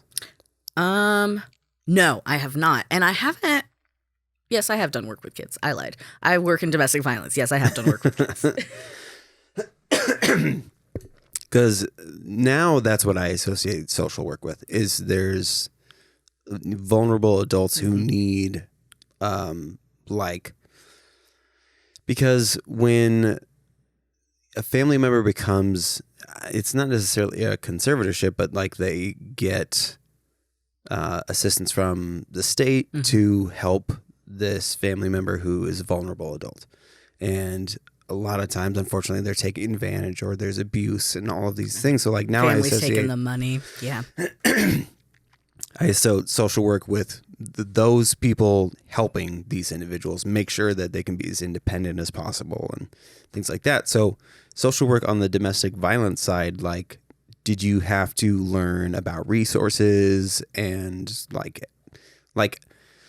it's weird to think like back to that whole refugee thing, like you're looking for these safe areas for these people to be. Like, what is that like on? Damn. Social. I don't know if working domestic violence is different as a social worker than it is anybody from any other field. Although maybe like you mentioned, like with vulnerable adults, we do have to report that kind of stuff. Like if I was working with somebody who is a survivor of domestic violence and they had like a vulnerable adult that they were also exploiting, I would have to make the decision to report that, even though that's my client. Right. So it does make it more complicated, but yeah, it's a lot of it is just like fucking hours of building a giant resource manual. In fact, that's what I did my undergrad, on the weekends for my hours, because you have to do an internship, for social work. It's okay. So social workers, got pissed off back in the day when we were trying to establish the field because all the doctors were like, there's a bunch of women in this field and I don't think it's a real job and I think you're just a bunch of church ladies and you suck. A lot of sexism in social work. Actually, you'll notice social workers diagnose more mental illnesses than any other mental health practitioner. Wow. They diagnose 60% of mental illnesses, and we get paid significantly less than people who major in psychology or any other field because I feel like they're don't take this the wrong way, but they're the bus drivers of the mental health community. Yes. Like, even though your job is insanely important and people's lives could change if something went wrong in the field that you're in, people just don't look at you as like, we're just normal people. But I think that's the thing. I think you should see them as normal people because, like, I think the world would be a better place if everybody picked up some social work skills, to be honest. Yeah, for sure. Oh my God. Yeah. You're asking about the program. A lot of the stuff I learned while I was going to school was like about social justice and engaging in the community and how to help somebody help themselves, basically.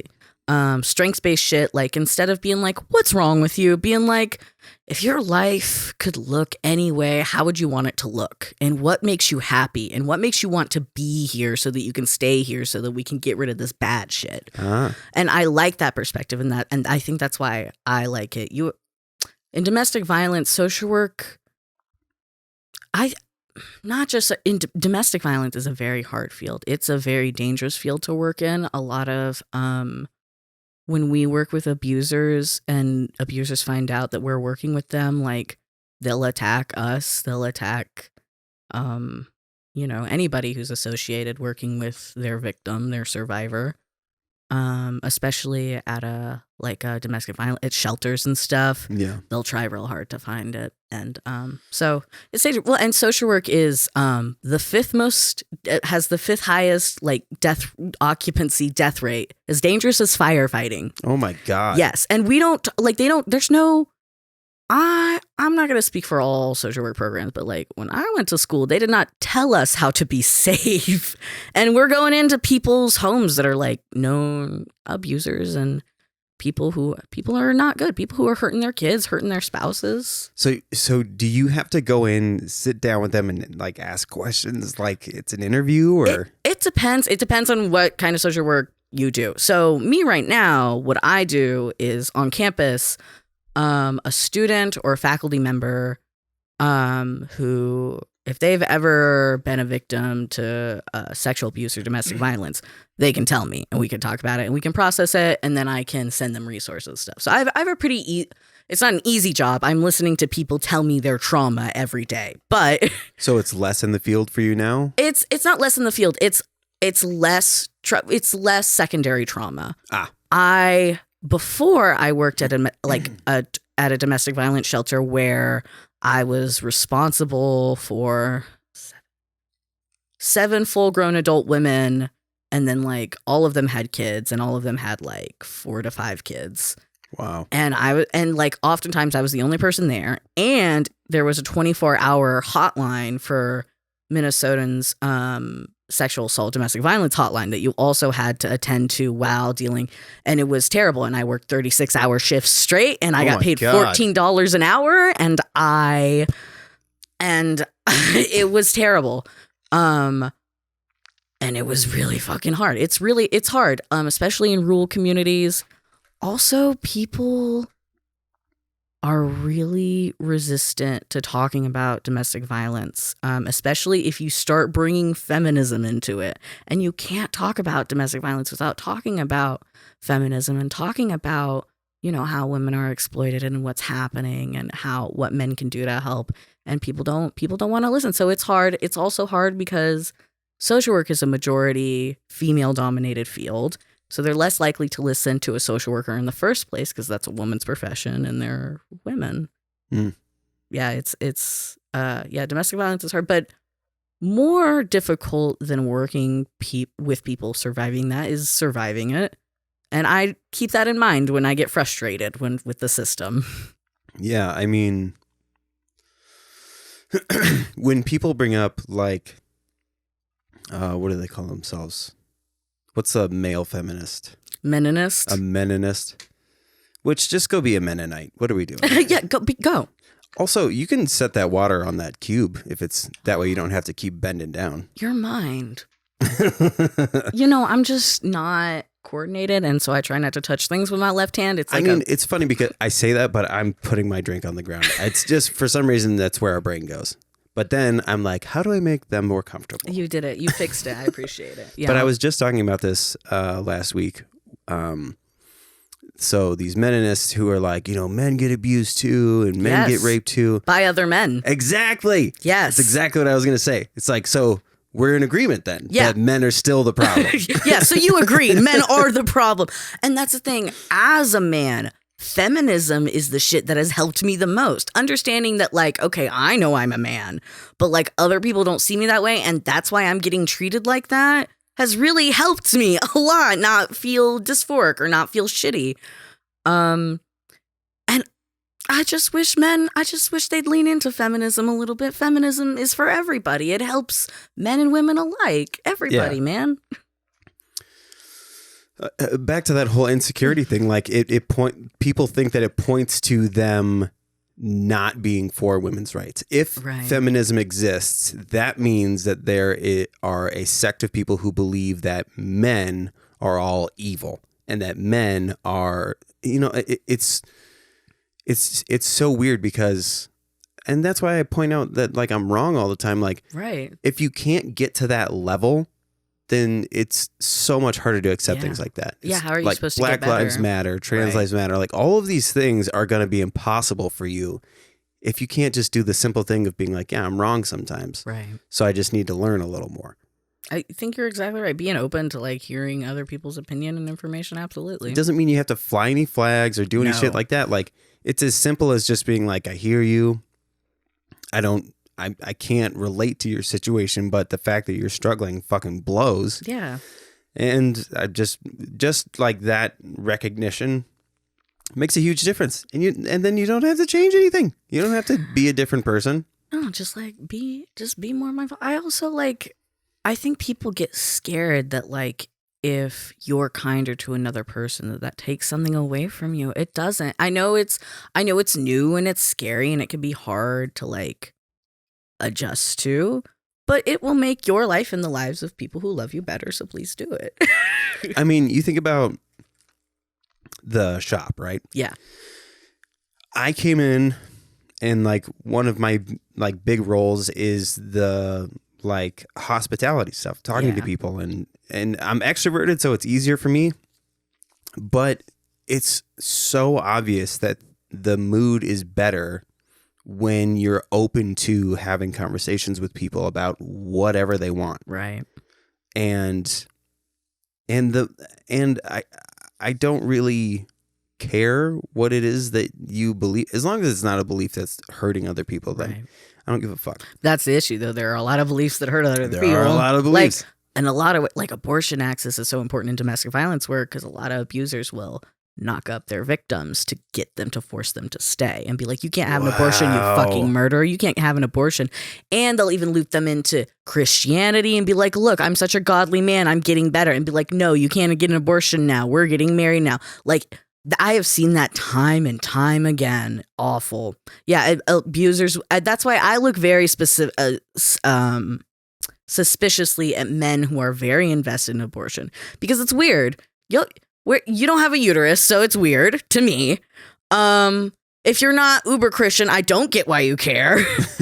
So my only other assumption is that you want to abuse, you want to trap someone, dude.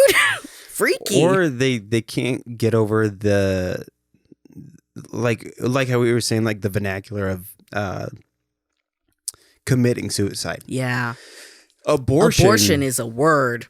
Yeah, it's tied with abandonment and like giving up and all, so like all of these negative connotations. And murder, mostly. Yeah. Mostly the murder. Mm-hmm. But I mean, depending on at what stage you do it, it's no different than getting a tumor removed. It's no different that, because technically there are cells in that fucking thing too. Like, right. Whatever, fucking, I just need to smoke crack. Just smoke a little crack. And the thing is that even if you think that is a human life and that is murder, okay, like people are allowed to think that, but we live in a world where sexism exists and women don't have the right or the control over their own bodies to make the decisions that they want. Until we live in a world where rape doesn't exist anymore, you can't take away abortion. Sorry, you can't. Yeah. It's not safe or fair to women or anybody with a uterus. And the ironic thing is it's mostly conservative people, right? Yeah. Have you heard of Freakonomics? No, what is that? So it's these guys that studied like the economic downfalls and booms of different societies. Mm-hmm. In Russia, a place where they banned abortions, the economy tanked. Yeah. I think it was within like 10 years. Mm-hmm. And it's because these people couldn't afford to take care of these children. No. When abortion was reintroduced, like that they could have it again, the economy changed. So it's ironic that like these people are all like fiscally responsible and, economically conservative and all this shit. And it's like, well, you realize that you're creating single mothers. Yeah. The people you don't hate. want to do it. Yeah. They're going to be bitter. They're going to take shit jobs. Yeah. They're not going to be able to go to school. They might abuse. If you don't want your kids and you have them against your will, that's not good for rates of child abuse. Yeah, 100%. So, I mean, guys, if you like money, let there be abortions. Let women have control over that. And that's the thing, like, when a doctor has to make a decision whether or not to save any other being's life, have to do with anything else, we trust doctors what they went to school for a bazillion years. But, like, when it has to do with a woman, we're like, no, not her. Stinky women can't make own decision. No, not allowed. Yeah.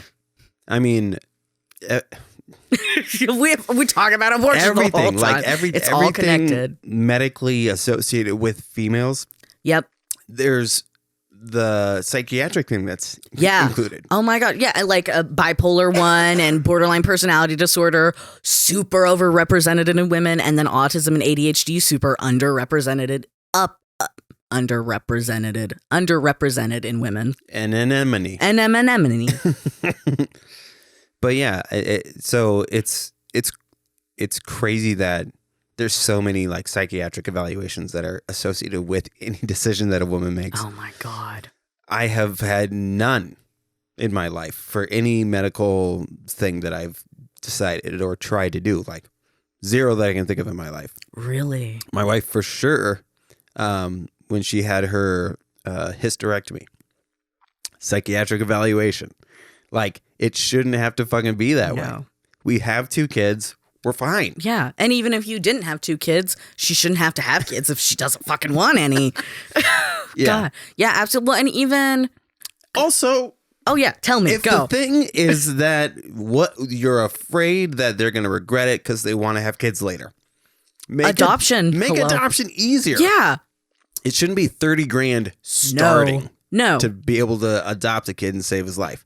If you're really pro-life, make it fucking easier for good parents to adopt kids. Right. And like the foster care system is so unbelievably fucked up. Ugh. And they do not properly prepare parents and new parents because foster kids have gone through a lot and they may go back to their families and like people are like, well, if you want to adopt, foster and then adopt, that's the easiest, cheapest way. Well, that's traumatizing for people. You have like these children that have just assumedly gone into a terrible abusive situation, yanked out of their homes into strangers, might go back. Like, no. Yeah. Absolutely. We don't take care of kids at all. And I think about that a lot because I'm not a kid person. I don't really want kids. I don't hate them, but I like, no offense to your kids. I was going to say my kids are beautiful. I get, no offense to your kids, but I say that because a lot of social workers are just real into kids. And yeah. I get it, but they talk a lot about like kids are vulnerable. Kids are vulnerable to sexual abuse, physical abuse. Kids are vulnerable to financial and labor exploitation. Mm-hmm. Like all of that shit. And that's a very interesting thing to think about when you think about kids in that context. I mean, most people that have been assaulted were assaulted first when they were younger. Yeah.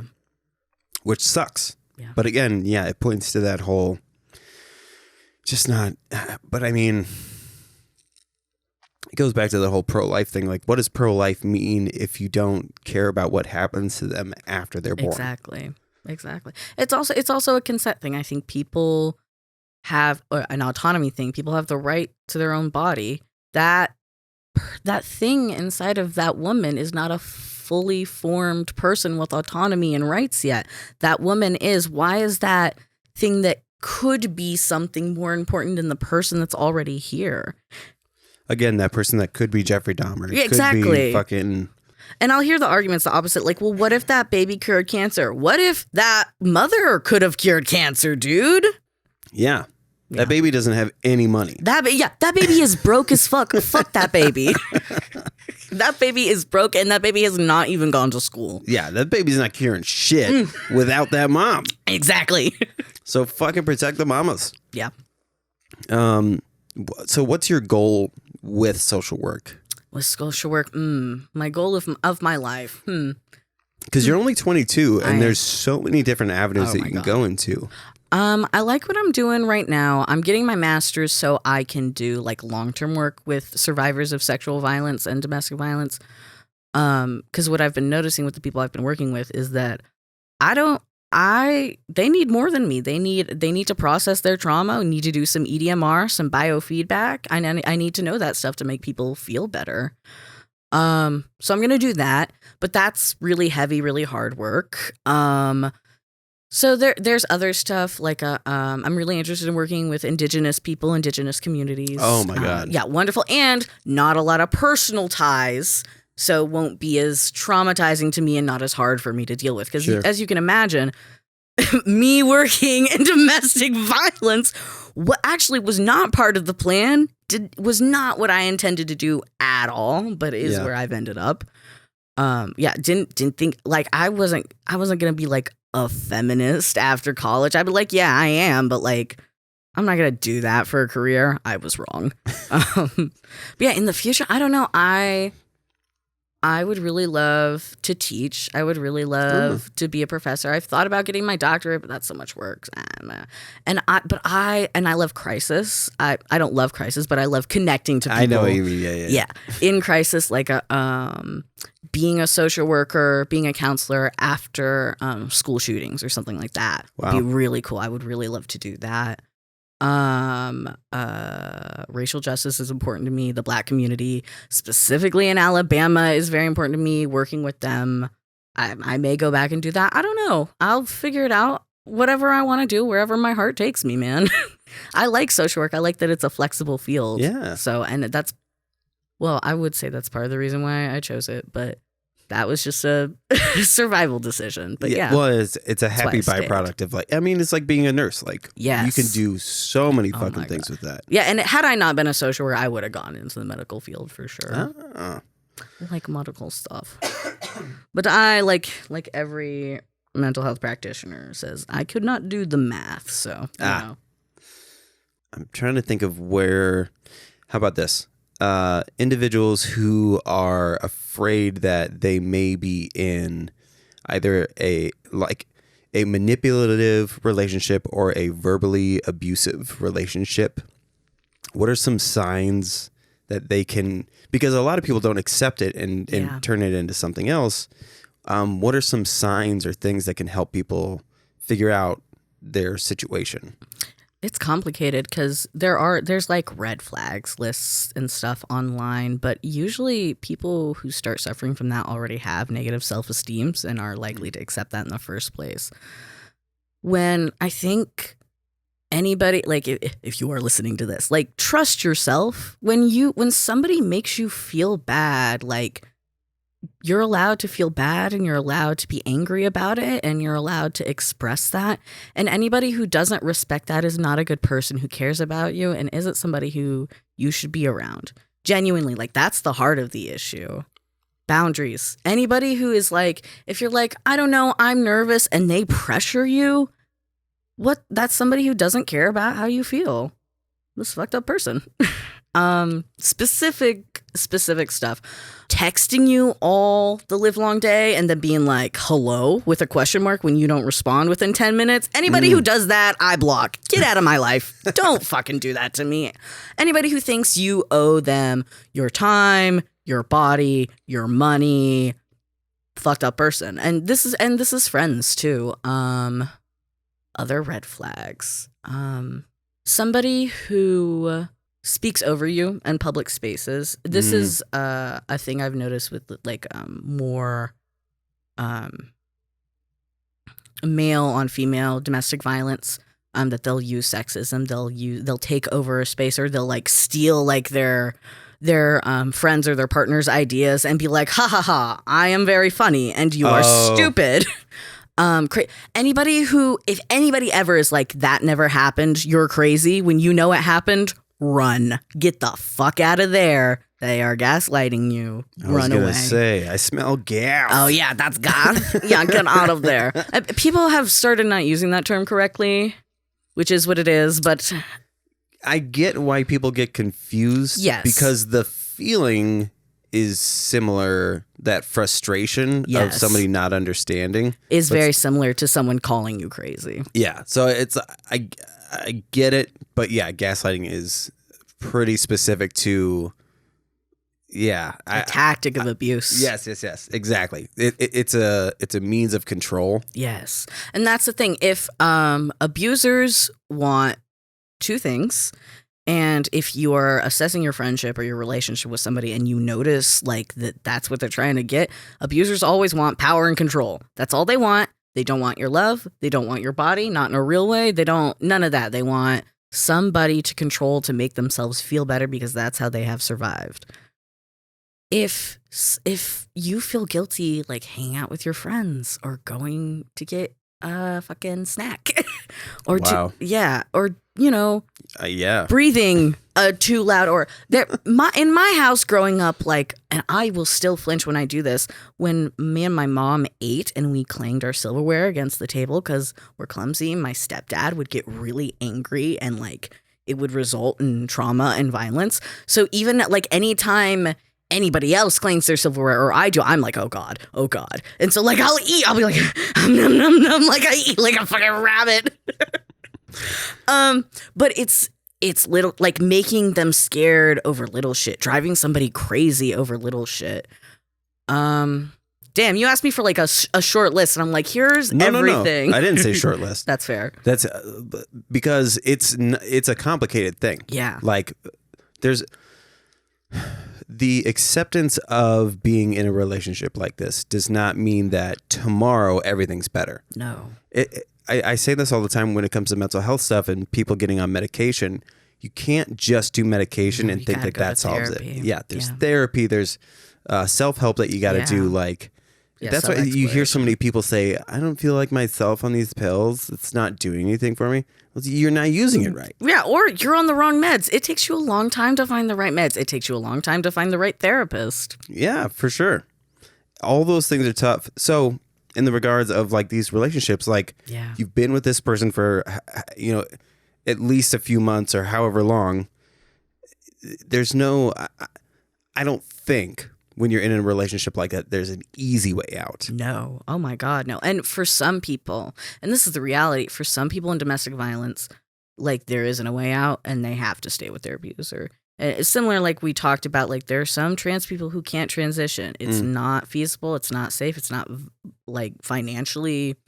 And those women either become homeless or they die there, or they continue to get harmed. Usually, no, they die there. And that's a thing in and of itself. But anyway, ways to prevent. Signs. You can prevent dying by doing the following. You can prevent. Actually, God, deep shit. But we were talking about in our group at the Women's Center ways to prevent sexual assault and sexual violence on campus. And like, because that's a big thing on college. 1 in 6 college women are sexually assaulted on campus. I know, but like, how do you actually come up with preventative measures? You can't. That's the thing. Well, our university is sending like wear pepper spray, travel in groups, and those things are really, really harmful to women. And I really hate it when people say them because you're making it the victim's fault. Also, if somebody has a gun, or if somebody's like that much bigger than you, you're fucked. If it's more than one person, you're fucked.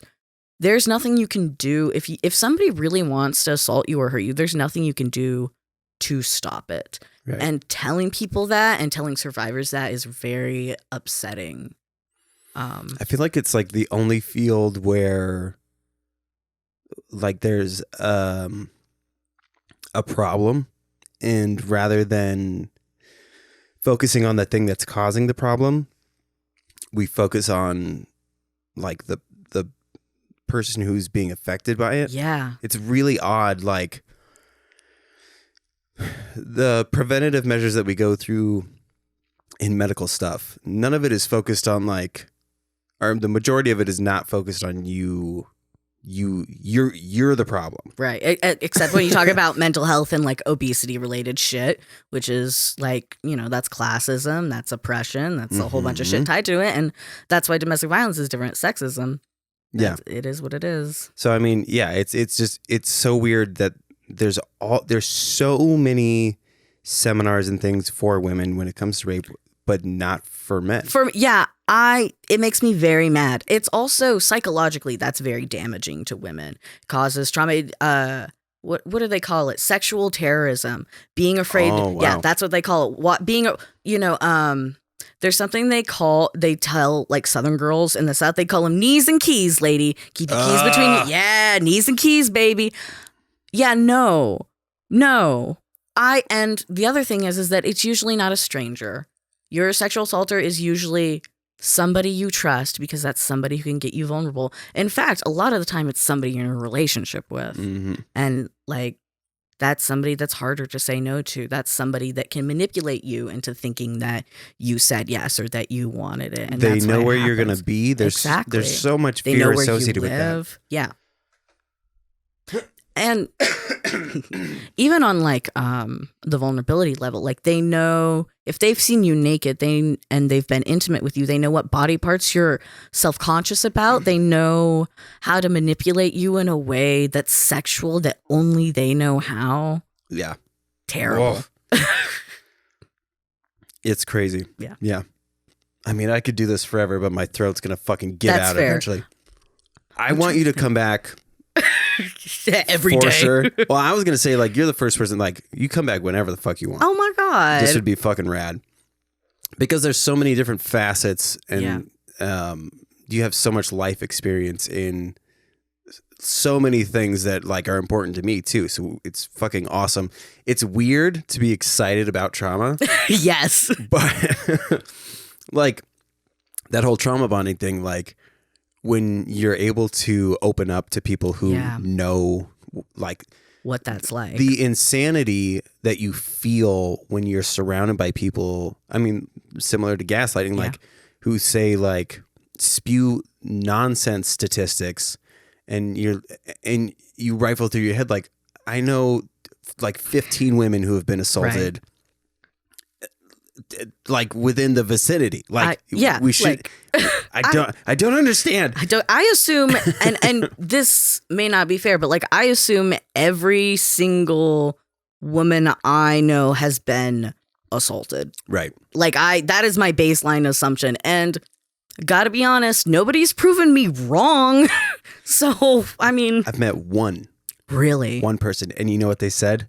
I'm lucky. Yeah, so and they are. They know. They recognize and they've it. probably been, and I mean, they've probably still faced sexism. They probably still got harassed. For sure. Yeah, you know, like fucking, it doesn't fully, and that's the thing. There's nothing that will keep you fully safe, and people know that. Mm-hmm. It's just, it's scary to say it. It's scary to acknowledge it.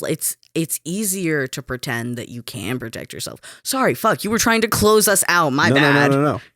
It's funny because I do this all the time. I'll be like, all right, we should. And then it's like a half an hour later. But yes, I would absolutely love for you to come back.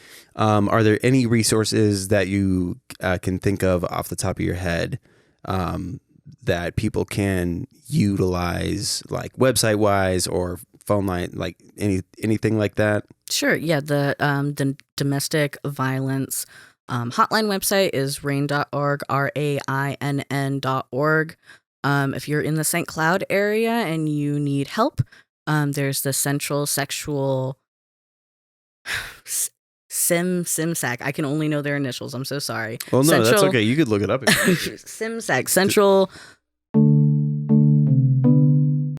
Oh, I see what you're saying. So CMSAC? Yes, SIMSAC. Can you read that out loud for me? Yeah. Central Minnesota Sexual Assault Center. Okay, yeah. You got it. That's a good one. They have, if you've been... So that would be CM as in Mary, SAC.org. Yes, thank you. I'll put all the links in the thing too. That's so sexy of you. Thank you so much. That's so hot. Oh, that makes my life so much easier. Oh yes. If you've been sexually assaulted at any point, if you've been victimized at any point in the past, they will offer long-term trauma-informed counseling, which is important. A lot of people who have experienced sexual violence can't find a good therapist. I would recommend that organization if you're looking for that. And if you've recently experienced sexual assault, if you are in a situation where somebody is encouraging you to sell nudes or something, those get real tricky real fast, I would recommend you contact them. They have a lot of information. They have a lot of experience. If you would like help with domestic violence, I recommend Anna Marie's. Yeah, Anna Marie Shelter. They're awesome. We collab with them all the time. They have a domestic violence shelter. They also help with like order of protection, harassment restraining orders. Their legal team, and I've done this too, actually, as an advocate, they'll walk you to court and they'll like sit in the courtroom instead of you when you're not required to be in court, so you can see what happens with the abuser. Wow. So the victim doesn't have to show up. Yeah, awesome. Highly recommend Anna Marie's. And then of course, if you are a SCSU student at St. Cloud State University, stop by the Women's Center. We have confidential advocates. So there are 4 of us, including me, that you can disclose that you have survived gender-based violence in any way. And I will keep that completely confidential. We can process the trauma together, and I can connect you to resources or fill out an HRO, whatever you need. You know, whatever they need. Well, fantastic. Finn, again, thank you so much for doing this. Really appreciate it. And again, anytime you want to come on. Hell yeah. Thank you for having me here. This is so nice. You and God, everybody at Modify is like the nicest people I've ever met. And you're so nice, fucking with your nice people energy tags. Such a nice person. And I came here and I got to meet your dogs. So like, yeah, I'll come back. Your dogs. And I'm free like every Sunday. So fuck yeah. Yeah, I'll be here for your dogs. Not for this, actually. Not for this. I'll just show up and pet your dogs and leave. Okay. All right. Awesome. Thank you again. And for the listeners, be well to yourselves.